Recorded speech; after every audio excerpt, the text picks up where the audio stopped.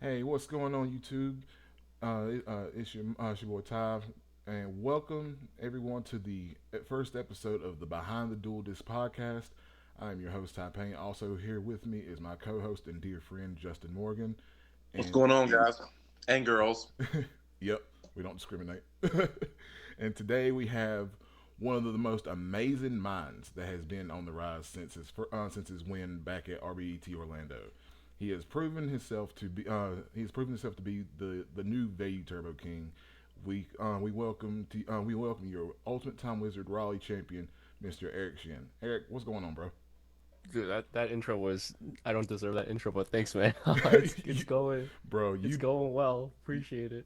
no problem, bro. You obviously deserve that. Like you have been one of the like I said, you've been one of the most intelligent, amazing minds I've seen come up in this. And like, I don't even think it's been like a full year. And like, you've been doing it, bro. And I've been like loving watching all your videos. If y'all haven't subscribed to his channel Sack Phase, go subscribe to that channel. That is an amazing channel. It's Appreciate it. one of the most informative channels that's out there for Edison format. Yeah, I So just started yeah, I don't think RBT Orlando and YCS Royal. I think that's I don't even remember when Orlando was. October? I think so. Yeah, it's So like, yeah, a little over half a year, I guess. Yeah. yeah, I wish I could have made it out to Raleigh, but I was on dad duty that for that weekend. Yeah, I don't even know how you even play Yu-Gi-Oh. That is crazy to me. Eh, Like props to all the dads out there, man. right, me and Justin both. But The secret is you have to put Yu-Gi-Oh first. Everything else comes second. dude, Like, if I was to even attempt that, I would probably you'd probably see me on a postcard being sent to your house with me what you with do? with me with a box being What you homeless. do, Eric? For when you have a kid later on in life, I'm sure you will because you're like a Yu-Gi-Oh god, right? They'll have kids. That's the point. That's the point. You look your wife in the eye and you say, "I'm playing cards, and this comes first, and you'll probably be sleeping on the couch or divorced, but no, no, no, it really is hard to balance. But yeah, Yeah, Trick is to get your kids to play Edison format, so then you just play with them, right? exactly. dude, And see, my daughter, she's only 4 and she loves Yu-Gi-Oh. Oh, heck yeah. like you can cuss. Yeah, Dude, Okay. like, It's like, I was putting I I was know, putting my man. side deck together for the I played the main event at Raleigh, and I was like, oh okay, like I was going through my side deck, and I couldn't find one card. I look up, and my youngest son, he's 3, he's running around with an evenly matched, like bit in his hand like a taco, and I'm like, oh my god, please have a third one somewhere. I cannot take this one and play it. But I like, I, it's a re- kid like, I remember that. I remember that night because we were testing the hero deck, yeah, and all I hear hear you say in the background is that Salem had your hero deck and tossed it. Oh, you were dude. playing modern. I was playing modern, yeah, Yeah. Oh, so he had your 15th yeah, card, the bro. So evenly like, matched. I was in my man cave room, I guess that's what you call it. And then I had like my playmat on the ground and my deck and everything. I had like my side deck like fanned out, and I was like going through stuff. And I come in here to like play like a game with Ty, and I didn't think about putting my cards up. And I go in there, and there's like my decks everywhere on the ground, dude. And he's running around with like an evenly match in his hand, like one of my cards bit in half. And thankfully, I had like a fourth copy. But like, I was like, dude, this could have been anything. Oh So man, good stuff. Gotta love the kids. Gotta love the kids. Um, all right, Eric. I guess I'm going to ask the age old question that everybody gets asked in an interview. How did you get into Yu-Gi-Oh? When did that bug strike you? dude, I don't know how old you guys are. You guys have kids, so I think you're a little older than me, but I'm 30. So when Starter Deck Yugi and Kaiba came out, I don't remember how old I was, but I remember opening it like in like my laundry room as a kid. bro, Oh, same. I'm 30. I'm 32. I'm 32 Uh-huh. as well. I think Awesome. me and Justin, I think we're like 15 days apart in age. Dude, Oh. I remember.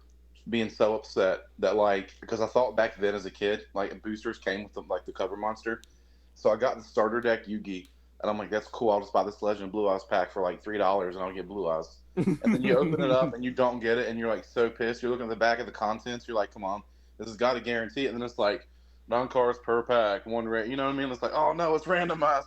I remember I was devastated. Dude, I remember when I was going to my first local, and like I was like in like fifth grade when I first found my first local, and I this is when I started finding out what like sleeves were, because like I'm like like fifth grade Yu-Gi-Oh player, like don't know what sleeves are.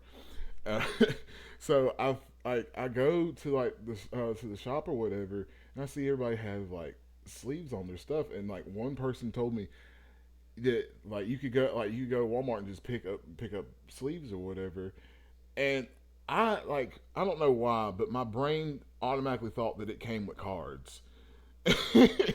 I went and got the little deck box that come with sleeves, the little Ultra Pros from back in the day, and I opened it in the car with my dad, and I was like, "There's no cards in here." Oh, So got ripped I went off. back inside and got my money back. I told the lady, I was like, "There's no cards in here." I didn't get sleeves like I didn't enter my first local till like Ancient Sanctuary. So I had no idea what sleeves were for a while. I was stuck on Playground Yu-Gi-Oh for a good like year. So when did you start playing competitive? Like my first local as a kid was like when the board came out, so it was Ancient Sanctuary, but I was still just playing my like 45 card whatever, slamming like DD Survivor in my deck for no reason just because I had 1800 attack points. But I think like I found out about metagame.com a little later after that, like maybe like 3-ish months later. So whatever the set after Ancient Sanctuary was, and I guess that's when I like really started getting into it. But I was like a kid, no money, so it was really hard for me to like get cards. And until I remember when Duelist Pack Jaden came out and Card Trooper came out, and everyone was on that was Troop Dupe Scoop format. I remember that format. Yeah, well, Card Troopers were $30 a pop, and I was not rich enough for any of that. But I pulled a Card Trooper, and I flipped out. So Card Trooper is like one of my favorite cards because of that. And yeah, that's I think when I pulled Card Trooper is when I really started like I remember thinking about the game a lot more. Cause like Card Trooper like on paper, like Mill 3 as a kid is like this sucks. Like why do I want to mill cards, you know? Right. But yeah, people are like, do you get mill 3 cards and draw a card after? Card advantage started becoming very apparent with gadgets, Cyber Phoenix, Card Troopers. So I feel like that's when my brain kind of clicked a little bit about Yu-Gi-Oh, but that's still potato Eric. Like I did not get remotely like have any success till like 20, I don't know, like 20, yeah, around Edison format, honestly. It's about the same for me as well. Like, well, I was lucky enough during when Dark Strike Fighter came out. I was lucky enough to get a hold of 2 Dark Strike Fighters to play in a couple regionals. So I'm so jealous. That I quit that those 3 months because didn't get Dark Strike Fighter. So I was like, I can't play this game. So I literally sat in my room watching or reading metagame for 3 months until the Dude, balance draw. that was like a $40 to $50 super rare, if I'm not mistaken. Like back then. yeah, it was insane. Like Yeah. it was it was absolutely wild. I felt bad because I like at my local at the time I was the only one that had it. Yeah, I just remember getting on Pojo. You guys remember Pojo? Yes, Hell And yeah. like somebody. just like trading people, and a buddy of mine, we were going through like putting our cards together and going through bulk and stuff like that. And we're like, dude, we're going to get rid of all these cards, and like this dude was going to trade us a couple of Dark Strike Fighters. And I remembered he was like, "Yeah, dude, I'm well liked. We were young, we were like naive and stuff." And he's like, "Y'all send your stuff first, and I'll send these Dark Strike Fighters out." And so he like sent a picture of like this envelope and everything he's sending out. And I forgot what we got, dude, but it was not Dark Strike Fighters, and we were so devastated. Bro. Oh And no. I'm hesitant on trading online now, but like I've done it again before. But it's like now it's like we're older and stuff, and you learn to get refs and everything. But back then we're like gosh, like 17 years old. No, bro. Yeah, wait. the No. internet's like not Yeah. even. Yeah. Yeah. So it's like you're going based off Pojo, and it's rough. Bro, do y'all remember the days where people used to trade Yu-Gi-Oh cards through YouTube? No, Yes, that I was don't. crazy. Gosh, I used to do that a little bit here and there, and I after one time I ended up just stopping because I got so heavily juiced for because like you remember the national Trishula mat. Hmm. So I was trying to trade somebody for that because I seen it in their video, and I had a pretty decent collection back in the day, and I sent this dude like Dark Souls, Henleys, all kinds of just like all like pretty much like all my best stuff for this mat because I really wanted this mat. I had the Brionic mat, but I didn't have the Trishula mat, and I then like after that I never got I never got a response back. Never got the stuff. Never got the mat, and I was like, I just got just seriously savaged Oh for this. no. That was that was a good chunk of a binder just gone. Yeah, send first back on YouTube days were crazy. I don't know how anyone did that. Gosh, like trading on YouTube was just nasty work. So, what was your first, I guess, competitive top, Eric?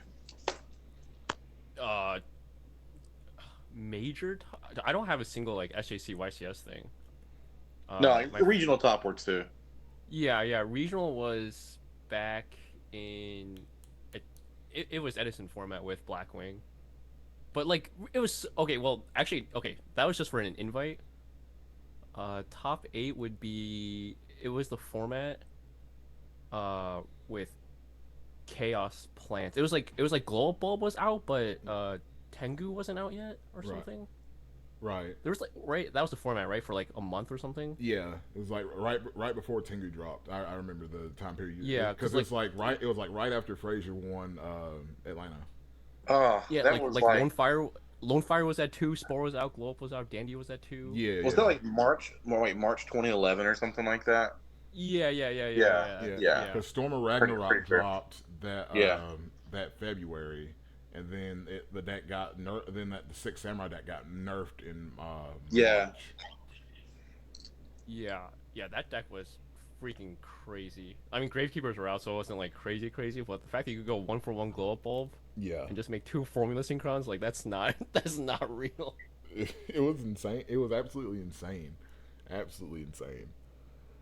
Yeah, that was my. I don't actually. Yeah, my like Yu-Gi-Oh career isn't like that crazy until Edison format. Like I honestly, back then I wasn't thinking about the game at all. I was kind of just enjoying like adolescence and life, and Yu-Gi-Oh was just such a high for me.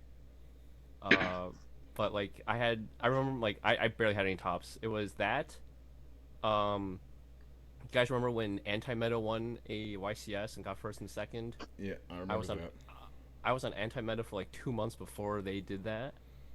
And it's funny because the guy who got second at that YCS, we call him J. He went to my locals, J Bob. Hmm.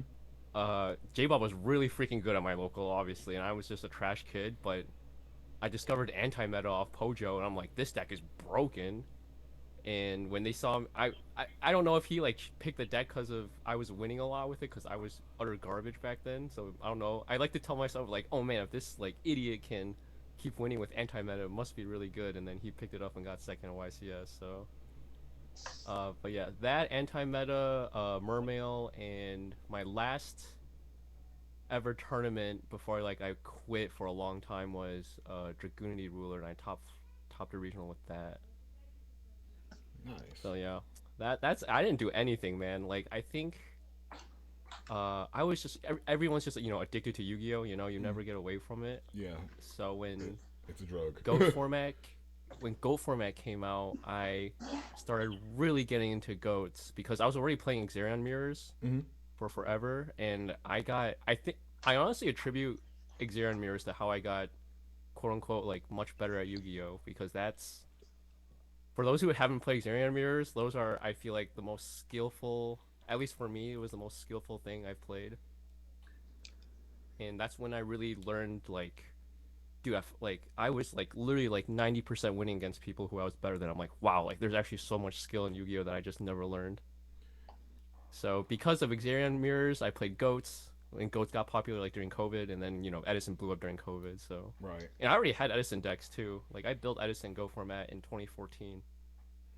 Like I had to be reminded about because I completely forgot about SJC Edison. Like uh, Justin and Michael Boyd, they had started playing before I did, and like they were talking about they were talking about Edison for me. I'm like, what Edison? What is that? Hmm. Then I had to remember. Oh, okay, I remember now. Well, dude, like what got me was like so. I was playing Magic the Gathering there for a little bit, and I was playing Commander format. I'm like, dude, this would be great if you had alternate formats. And then I knew people played Goat like on DB and stuff, but I was like, man, I want to look into this, like and see like what other formats are popular because like a lot of people, we didn't play a lot during the beginning of COVID. I didn't play a lot between 2016 and 2020, so I was like, let me see what's popular, and then we get online and we're like, ooh, March 2010 Edison format. I was like, it sounds really familiar, but like I recognize the card pool definitely. But what people don't recognize, the Edison format was like a month long format, right? Mm-hmm. Back in the day. So like, um, I can understand why a lot of people like didn't really know what it was, but I was like, man, let's see what decks are popular, like Lightsworn. I remember playing Lightsworn back in the day, all this kind of stuff. So I put together like two Edison skeletons for like $100 back then. That was the Ulti Celestias, like um, just some Lightsworn stuff and some Blackwing stuff, and it was super cheap back then because like Konami hadn't picked up on the whole Time Wizard thing yet. And then I remember we're at 2021 YCS Charlotte. There was 2022, the first YCS back, and me and Boyd's just playing Edison at a side table, and people are walking by like, oh, what are they playing? And then like lo and behold, 6 months later, they caught on. So That's crazy. 2022, everyone's like, "What's that?" And now it's like bro, everyone, yeah, yeah, yeah, it's crazy too, man. Because like, gosh, when we first started Edison, like all the cards were cheap, dude. Like everything was cheap. Like Lila ultis, might be like $20. Celestial ultis were like 7 to 8. yup. I remember picking up a max rarity Edison Lightsworn deck for like $1,100. That was like ulti JDs, ulti Trigodia, like everything, dude. And when the hype kicked in and everything, I sold it like probably 3 or 4 months later, and I made almost twice my money back on that. So like if you got into Edison early on, like you were investing pretty smartly. Hmm.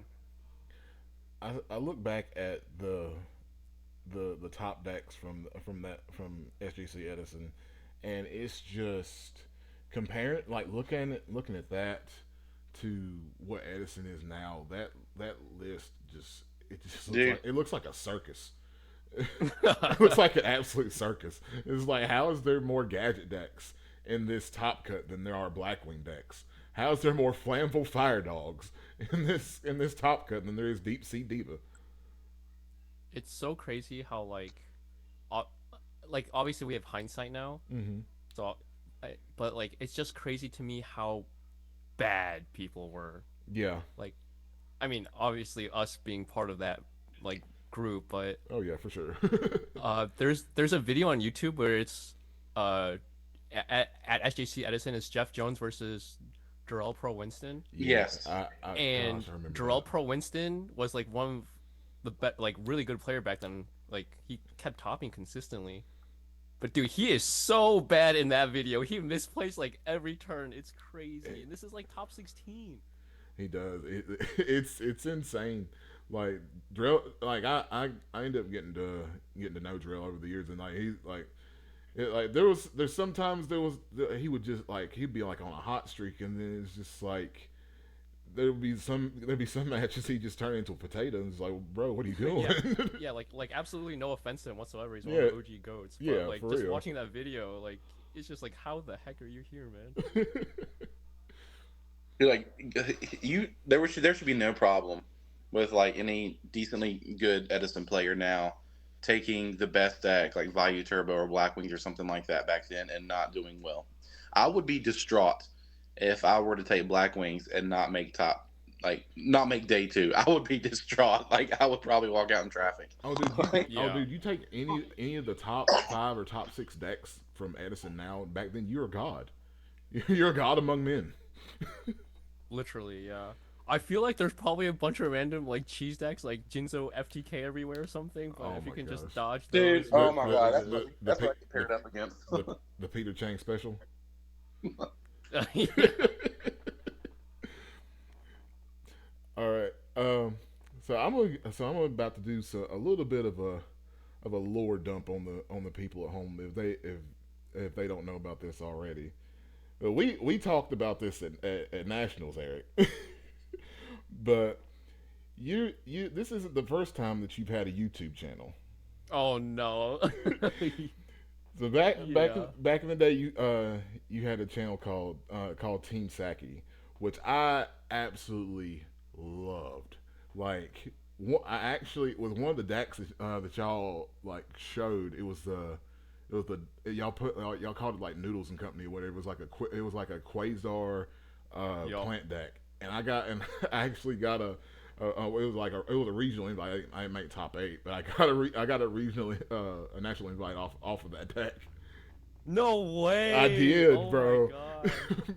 Bro, I was cooking. I was absolutely cooking people with that deck. It was insane. Loved it. Yeah, that was our best video. That video like blew up. I know like everyone saw that video because Quasar wasn't out yet. Yeah. And I was just going. It was probably Pojo, but I just saw the card and I'm like, wait a second. Junk Dandy Doppel makes this card and just draws like 2 off Hyper Librarian. This is freaking crazy. I have to make a video about it. And I printed out like a black and white shooting I Quasar remember. proxy Yes. for my video. Like, And like I set up the most ridiculous situation where like it has 4,000 attacks twice and it goes through Battle Fader. I'm like, this card is broken. like, bro, as soon as that card came out, I didn't care about any other deck. I did not care at all. I was like, I'm building this. It was so cool because like it was playing like all the plant stuff and everyone loved plants. And Doppel Warrior then- and And then you could play Junk and Doppel, so you had enough darks for Dark Arm. Like this deck Yes. plays everything. like it was insane, bro. So my question is like, what happened with the Team Saki channel like back in the day? Like what had y'all stop like making videos? Yeah, because it was like a group of friends, right? And then we got pretty pop. We hit almost 4,000 subs back then, which it was pretty good back then. But basically, what ended up happening is me and this other guy, Dr. Pepper, we like everyone went to college, but me and Dr. Pepper were kind of the main members, and we ended up both going to UIUC in Urbana-Champaign in Illinois. Mhm. So we kept making videos for a while, but then Dr. Pepper accidentally. So this was when YouTube wasn't owned by Google yet, Mhm. and then you had to make a Gmail. Like when Google acquired YouTube, they required everyone to make a Gmail Mhm. for their YouTube account, and we didn't have a Gmail at that point. Dr. Pepper was on Yahoo, and one day he's like, I don't need this Gmail account, so he just deletes it, and it ends up deleting the channel. Oh my gosh. It's so dumb. Oh, rest in pepperoni. Yeah, we already stopped making videos at that point because we were like off to like quote unquote real world stuff. But Right. yeah, I'm pretty sad that all those cool videos got deleted. I mean, also at the same time, like those videos would not fly. Right? Yes. Gosh almighty. I don't know if they would have been able to fly it nowadays. Yeah, for those But- viewers, like I would talk in an Asian accent, and back then it was the funniest thing in the world. Now it's like, dude, this guy is canceled. But that was one of my favorite channels back then because like not just like that video, but it was just like all like while like the other videos were like really funny at this at the same time they were informative and they were very true and like it helped my game out a lot. Dude, that's really I'm really glad to hear. Yeah, I mean, it was just a group of friends trying to be idiots and blow up Yugi tubing. But yeah, I'm really glad to hear that. That's funny. Let's see. Yeah, Um, good times. good times, definitely. Justin, you got another question? Nah, I'm just listening, man. I guess if I so when you got back into Edison, like what I guess so going back to the RBET back in October, how did you prepare for that event? Um, well, I was only playing Edison for maybe not even. Well, I mean, getting back into Edison, I was only playing for maybe like a year. I was following online. I followed every online thing, and I would play some games on DB. Watch all the Edison content like possible. Fraser's channel is probably the best channel for like Shout out to Frazier, competitive insights, in my opinion. So I definitely. learned a lot from that. But honestly, like I didn't like do like 50 hours of testing or anything beforehand. I was playing Vayu Turbo for a long time already. My favorite decks like back in Edison were Flamvel and Quick Draw. So this was the best like Ryko Hamster kind of like similar-ish deck. So I was just immediately gravitated toward Vayu. And then yeah, the night I remember the night before, when we were in our hotel room, we were watching the RBET, or maybe it was like an Edison World Qualifier or something. But it was a big tournament, and we were just watching the top eight replay. And we are trying to like just analyze. And what ended up happening is, I wish I knew what tournament it was, but those people in top eight like misplayed their asses off. And me and the boys in the hotel room were like, "What are these guys doing? Like, they're literally just blatantly misplaying." And Right. at that point, I was like, I was my headspace was like, dude, I'm so bad at this game. Like, how am I? Like, it's impossible to top. Like, there's this huge wall just to like top. Like, this like one of the biggest like Edison tournaments ever. Like, I'm just here to have a good time. But after we saw the top eight, we're like, maybe people aren't as good as we think. I don't know. And yeah, what I don't know. And then I just went in and got lucky as hell. So that's literally all that happened. Gotcha. So what is it about Vayu Turbo that like attracts you to that deck so much? I was like I said at the start of this podcast, like you are like to me and probably to a bunch of people like in the community, you are probably the front runner for King of Vayu Turbo. But like what? So what is like it? Like what is it about that deck that attracts you to it so much? Yeah, like I said, like so I first started playing the deck because I already had Flamvel and Quick Draw Mm-hmm. built in like 20, I don't know, 14, 15. Like in college, I built it all. Mm. Um, so it's the closest one. It was the closest deck I had to like a full deck, Yeah. and two, it plays a lot of my favorite cards. Like Card Trooper, like I said earlier, is one of my favorite cards. Mm. Caius, I think, is so badass. So that's how I started playing it. But Mm. I eventually kept playing it because, well, one, I like setting monsters. Actually, I know that's kind of a hot take, but like I'm so used to Go format. Right. Um, and two, like the the other decks I wanted to play was Frogs or Blackwing. Right. Blackwing felt so ass to me when you don't open Whirlwind, or two, they just have like bottomless. And I didn't like that at all. And then Frogs were kind of slow, I guess. I mean, I still like Frogs. I Yeah. like control decks, but Vayu just, I don't know, like the fact that I felt like you could really outplay your opponent with Vayu, and it was, I think, it's the most consistent deck, so I really value that. Right. And yeah, it's very skill expressive. If you trade properly, you can go off randomly. Like I feel like people who go off like in the middle of the game versus people who go off at the end of the games, like you can see how they think about the game. Yeah. And I just like playing conservatively, and Value I feel like is the best deck playing conservatively. I agree with that.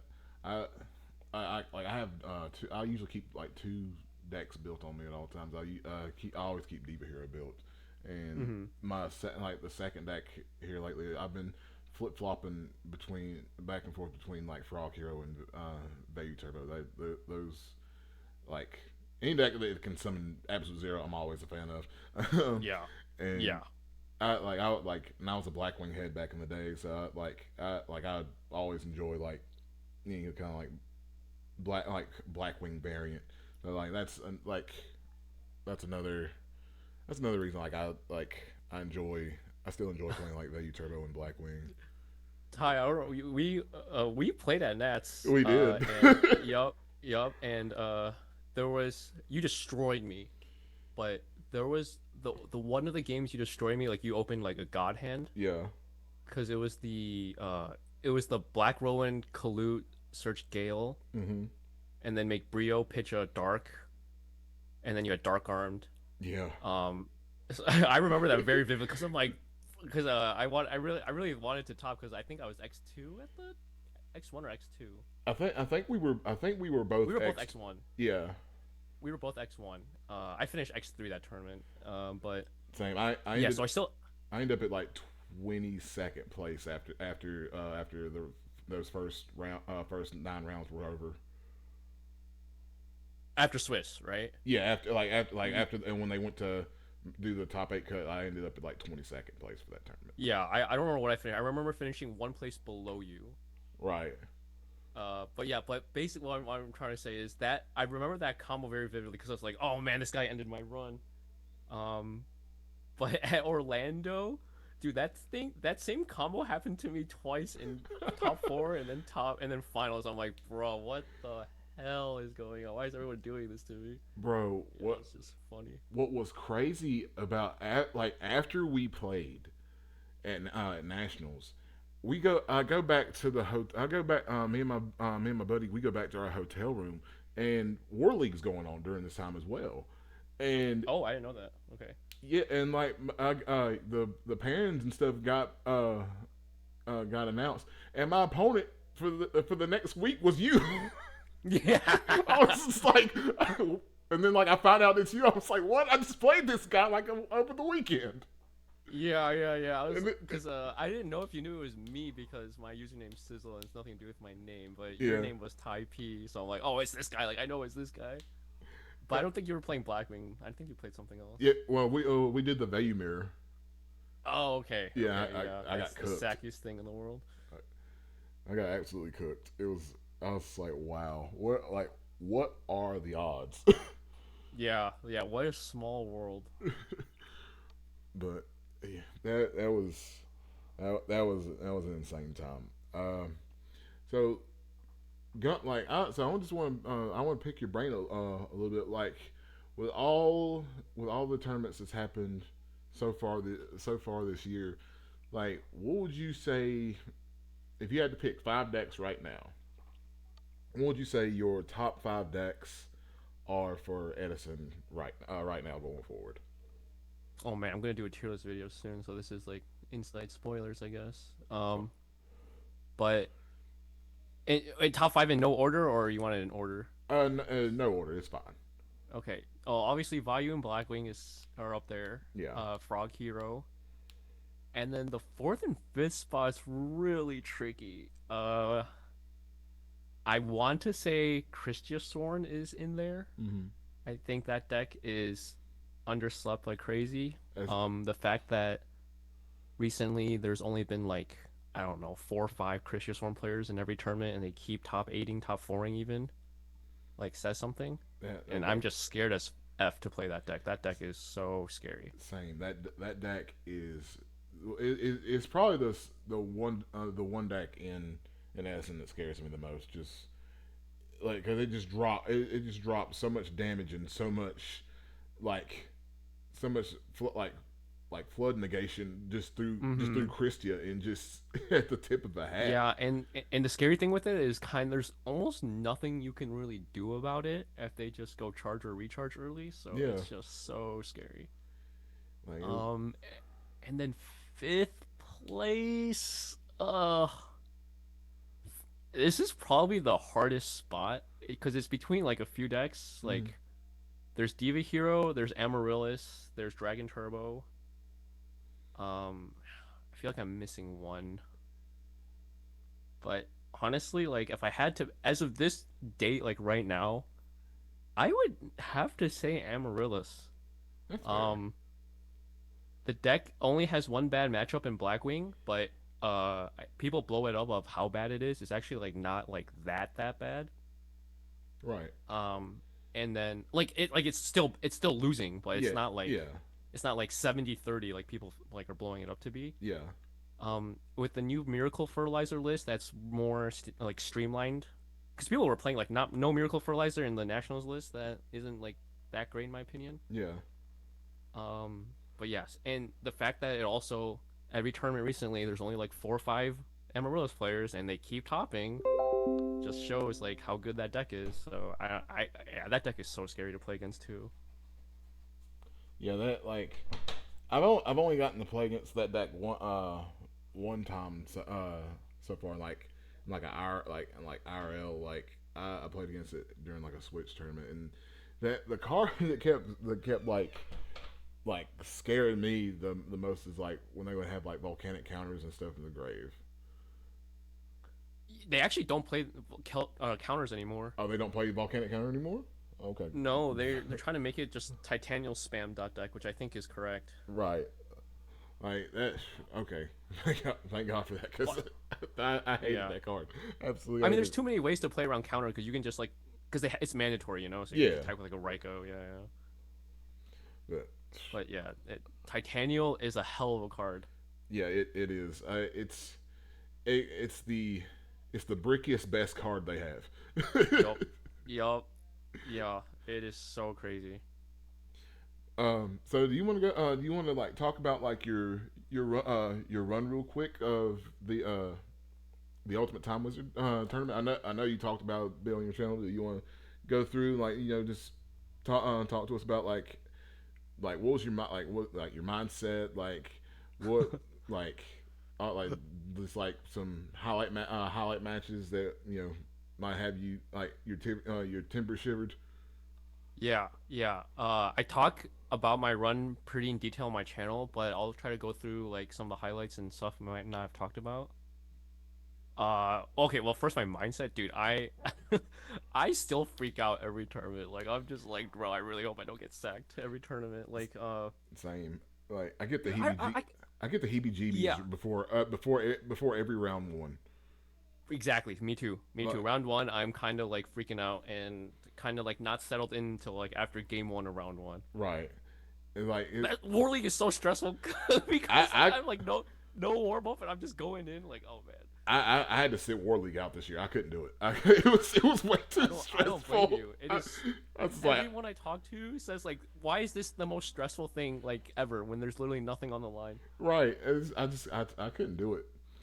Yeah, And yeah. I was like, one of my friends asked me at the top of the year. He asked me, was I playing? I was like, hell no, absolutely And not. I don't blame you. I don't blame you. But yeah, so I'm still freaking out every round one, and even like in like, I always cope and tell myself like, I either want to go O2 drop, or get in. I don't want to bubble because I bubble a lot. Right. I'm very good at getting like 9 through 16. Same.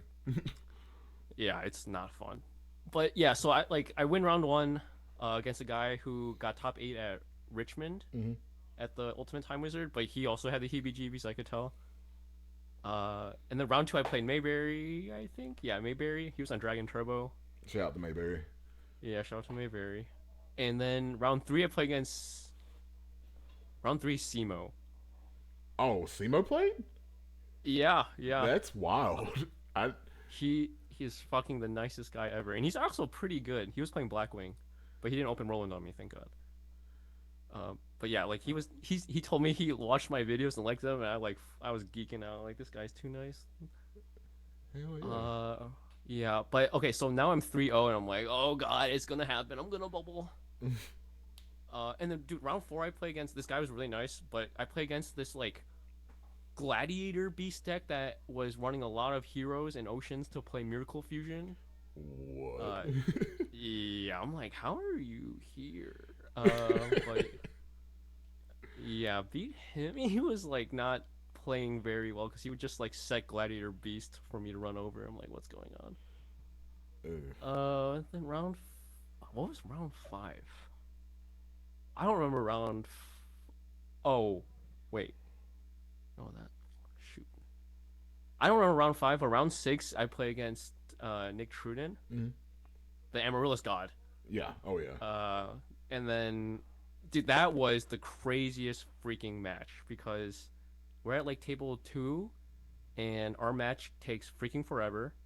Goes to game three, and there's a bunch of people watching, and I didn't even realize until in the middle of game three because we're literally top decking back and forth, but we're top decking like we're both Yugi Moto. Hmm. So it was just freaking crazy good how the back and forth was going. And I remember this very vividly because since we're at the like near the end of the table, near the top tables, I didn't know there was a bunch of people watching. Right. And then Mayberry is watching like in the front, and all of a sudden goes, "This should have been recorded." And I like look up, and there's like 50 people around me. I'm like, "What the hell is going on?" But that was the craziest match. I felt like I had no control over that match. It was literally heart of the cards back and forth.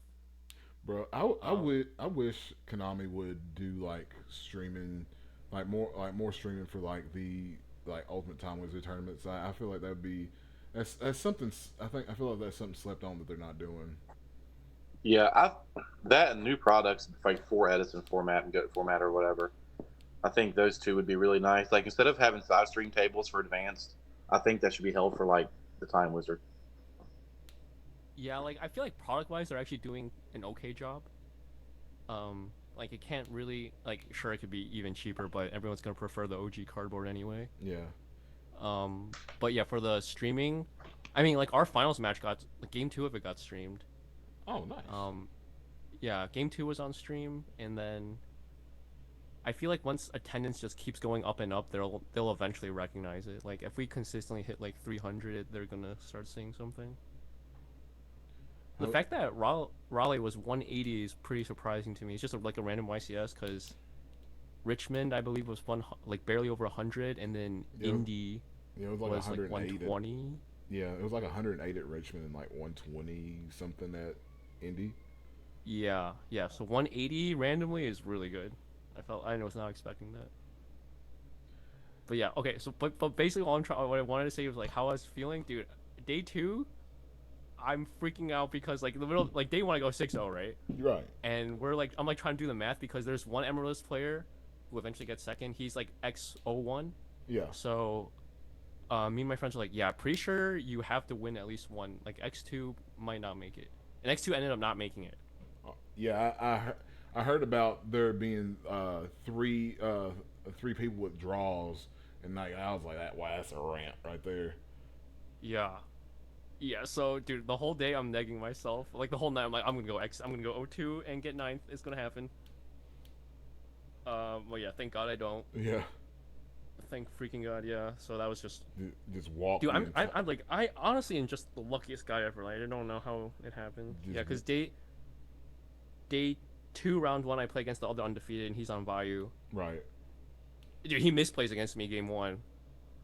Mm. Like blatantly, because I had like my hand is really ass, but I do have dark armed. Yeah, So I had to drop dark armed into a field, and it ends up going +3. If it hits like D Prison Dust Tornado, I'm like, holy shit, like I might win. yeah. But he has a Vayu live engrave, Mm. and I'm like, if he has Plague Spreader or Armageddon Knight, I lose because he's gonna make Colossal, and there's no warriors in the graveyard. Right. So I'm like, it's looking good, but it's not looking good. And then he summons Armageddon Knight. I'm like, fuck. But he ends up making Goyo Guardian and just crashing into my Dark Armed. I'm like, thank heavens. Like that. Like I'm telling, I just got lucky as hell, man. Like this guy, like he should not have misplayed against me. And then just proceed to Yeah. walk the rest of the tournament down. Yeah, yeah, kind of. Just, Cause last round of Swiss, it's me and the Amaryllis guy he eventually gets second, but we both know we already made top 8, so it's a chill game. yeah. And then first round of top 8 is another Vayu guy, and I sacked the living crap out of him game 1 and 2, like Dark Arm Burial both games. And then top 4 is Jesus. against Hero Beat. That's my favorite matchup. Oh yeah. It's kind of free It if you play right. yeah It's yeah. it does feel that matchup does feel very free. I've noticed it. It doesn't. They There's have really to. no time I really feel like that I'm in danger if I'm ever playing that matchup. I Yeah. think what I like about Hero Beat is like I don't know if it's where I play the deck a lot, but a lot of the moves are predictable. Like yeah, sure you have to guess like what the back row is at times, but like I think it's very easy to read their spark plays, their like blast plays. Yeah. Like so, you really only have to worry about like those crackbacks, like Miracle Fusion and stuff like that. And if you can play around that, I think it's a pretty good matchup.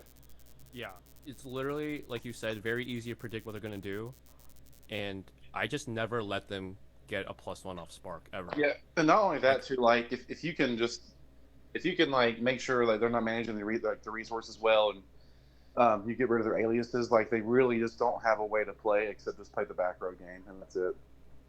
yeah, yeah, exactly. They literally have to like draw like 3 miracles on me in a row, like for me to Yeah, lose. I feel like there's so many times like I play that matchup very grindy, and there's actually been a lot of times like they straight up run out of monsters, and I'm like, you can't do anything now, and I still have like gas. Right. But yeah, and then finals is Amaryllis, and that was probably the most stressful match of my life. That was unbelievably stressful. We're like we're in top two, but then they don't let us play just yet because they don't know if they want us on stream or not. Right. So we wait like 25 minutes, and my opponent, like we already played earlier, and he's a really nice guy. So we're just like, dude, we're so nervous. Like, oh my god, like just let us play already. Yeah. Like that's the thing when I'm nervous if they're like if like the judges or anything are like holding us up from just going ahead and starting the match, or like if they're doing like announcements or something, like I like my nerves go through the roof. I'm just like, come It's on, bad. let's get this done. Let's get this over with so I can go about my day. Exactly, dude. But not only do they make us wait, they eventually tell us like, okay, you're gonna go on like the side stream, Right. and then they make us wait even more while we set up. And then all of a sudden they're like, all right, we need you guys have the Neuron app out and keep track of life like on for the stream, and then you guys have to play with like the correct zones. I was like, bro, like this is like everything's out of my comfort zone. Were there Yeah, was that there was. any crazy rulings that you heard of during Raleigh? Did they like? Because I know I remember Nationals was a rant, like just just bad rulings galore. Like was Yeah, it they've definitely gotten more consistent with it. good deal? Uh, at least for the head judge, they got more consistent with it. There was definitely the Sirocco thing again, but it got appealed.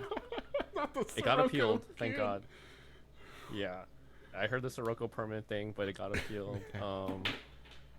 Some dude in the last round of Swiss, it was a Frog Monarch dude. He didn't watch my video because he tried Kaiasing targeting his fader Hmm. for lethal, and it did not work. Right. Yeah. Um, but no, there weren't any other crazy rulings besides the Sirocco thing. Um, the I got noblemen by the hero beat player, but the head judge was right there. I don't know what the ruling is. I think it's like dependent on the judge, but I was like, do you verify or does he verify? But since the judge is right there, he's like, I'll verify. Gotcha. But yeah, no, nothing ridiculous like Sirocco. That's the craziest thing in the world. Sirocco's the most busted card ever if it's permanent. I would just keep It's pumping stuff all day. it's a god card at that point. Yeah. It's just a god card. So yeah, I'll stay at 12,000 pass. Like that's crazy. Like I didn't hear about it hear about that ruling until after like until like Top Cuts already was going on. I'm just like, wow, I wish I would have known. I would have took it. I ain't gonna lie, I probably would have took advantage of that. Yeah, not yeah, yeah. You should if they rule it that way. Right. They need more Edison judges. They do. They really do. Like, The yeah, the head judge played Edison. Like he played a lot of Edison. So I was like, oh, you're like actually like a G. You know what's going on. right. All right. So we're at the 49-minute mark. So we'll get to wrapping up. Eric, is there anything like you got any like closing statements? Anything you want to say? Any shout outs? Anything? I'll give you the floor for that. Give you the floor for that. Oh man. Well, obviously, shouts to my channel, Sackface. Yeah. Please check me out. Uh, Shouts to my two boys, Eric Chai, Jason Okubo. They always travel with me at all events and are my playtest buddies and IRL buddies. No, that's really about it, man. Just I freaking love Edison format. I just didn't think I'd blow up the way I did, honestly, because dude, After Raleigh, when I went back to locals, I went Yeah. 2-2, opened like triple value, like Oh double my value god. Silver Deco. I'm like, yo, this is. I don't know how I won anything at Raleigh. See, that's what Um, you got. That's what you got to do, man. Like, after you win go undefeated like that, you like the first term, you gotta not play. You just gotta let the mystique just hit the room. yeah, dude, I'm literally going to a monthly tournament for Ghost Black Rose in like 2 hours after this. But No, yeah, that's not gonna go nice. well. But I yeah, no, believe in you. I just want to say like I love Edison format. It's like literally a dream come true for uh a younger me, like being someone who is complete ass at the game, not thinking about the game at all, and now I'm just really thinking about the game all the time. Right. Literally like dream come true for us boomers in my opinion. So Oh yeah, it's for sure. crazy how the world works. Oh yeah, for sure. It's our run back. Yeah, It's that's a great way to put it. it's our run back. It's like because like we said before, like for the most part, like a lot of people during original Edison format were hot ass, and Yo, then like now that Edison's more refined, a lot or our minds are a lot more developed and we're a lot smarter. Like we we do so much better at this format now. Now people that maybe didn't top back then are getting their championships now. that's literally me. I'm still gunning for a first place, I've seen you top, bro. That's how I knew you were playing Diva Hero. bro. I like the 5K that I entered last December. It was already starting off bad. You know who my first round opponent was? No. RBET ruler champion Dimitri. Oh, Dimitri went to that thing. Yeah, he was my first round opponent. Oh, did you win? Yeah, You yeah, topped. I ended up winning. Shout out to Return from Different Dimension, but Heck yeah. but I was just like when I found it, excuse me, and when I found out who it was, I'm like, are you serious? I was like, well, this tournament's about to go completely south. This this is why I judge all of the Edison tournaments that I go to because like I walk away with cash no matter what, and like I don't have to play anybody, but I can see everybody else play. Justin be holding back. He don't be playing like he's supposed to. He tries to come off that he's not good, but no, I don't believe that at all. Dude, you shut up, man. Hey, you topped with Dark Gaia like a month ago. I don't want to hear it. bro, listen, I did, and I also so I got second place at the Tengu Cash tournament. That's pretty big for Big Boy. Yeah, Oh, nice. Second place at their first ever Edison Cash tournament with RBET. So I'm not a slouch, but I do like Heck Jeff. yeah, man. I do like No, Jeff. like, dude, I love how you said like it's our run back because that's literally how I feel about it. And I don't know how much longer Edison's gonna last, so I'm just trying to like juice it, like what, play as much as I can. right. Same. What makes me happy about it is that yes, it's a locked format, so eventually it'll be solved to a degree. But what I've been enjoying about it so far is it's like even with it being a locked format, it just the decks still like rotate as to what's like winning the tournament. So it's still that's what gives me hope about about this format. Like it's not always going to be cut and dry the entire time. It's not always going to be this is the year of Blackwing. This is the year of Vayu. This is the year of Frogs. Like it's every deck is getting its time in the limelight. One deck that has been I'll say this as one of my closing statements. I am really excited to see that Gladiator Beast is starting to pop back up. Yeah, I think that deck is well, honestly, like every tier 1.5 deck is under repped. Yeah, People like think the tier 1.5 decks are a lot worse than they actually are. But yeah, if Gladiator Beasts don't open 4 monsters, I am scared of that deck. yeah, that deck is insane. Like that's another deck I've always enjoyed Yeah, it's definitely a fan favorite. So hopefully, it, like does more in the future. for sure. Justin, did you have anything you wanted to say before we wrap things up? No, man, I'm good. It was a good conversation. Oh, definitely, and we'll definitely have to have you back on, Eric. Oh my, I would love to. Yeah, this was so fun, man. Just talking about Yu-Gi-Oh is great. Yeah, definitely. Well, guys, we're gonna end this video here. And once again, I want to thank Eric for coming on the first episode of the Behind the Dual Disc podcast. We really hope you guys enjoyed this episode. Me and Justin have been excited to do this for y'all and just revamp this channel and give y'all these quality interviews that y'all have loved to see from other channels, and we trying to give you the same or better content here. And yeah, guys, that'll be Ty and Justin from Behind the Dual Disc signing out. Until the next one, y'all have a good day.